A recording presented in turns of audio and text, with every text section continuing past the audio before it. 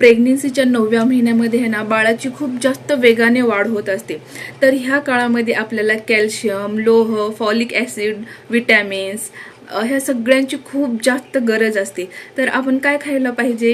हिरव्या पालेभाज्या खायला पाहिजे, मांस, मासे, अंडे, परत दूध, हे सगळं आपल्या जेवणात रोज ॲड करा।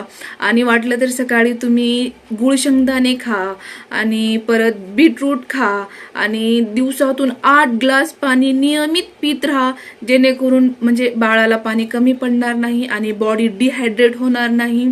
आणि खूप जास्त काळजी घ्या 9व्या महिन्यामध्ये, कारण ह्या 9व्या महिन्यामध्ये आपण सांगू शकत नाही डिलिव्हरी कधी होणार आहे। आणि असं नाही की 9 महिने कंप्लीट व्हायला पाहिजे, कोणाकोणाची अगोदर पण होते आणि ज्यांची अगोदर होते त्यांना मी खूप लकी मानते, कारण पूर्ण 9वा महिना म्हणजे हे सगळं असं पोट घेऊन फिरणं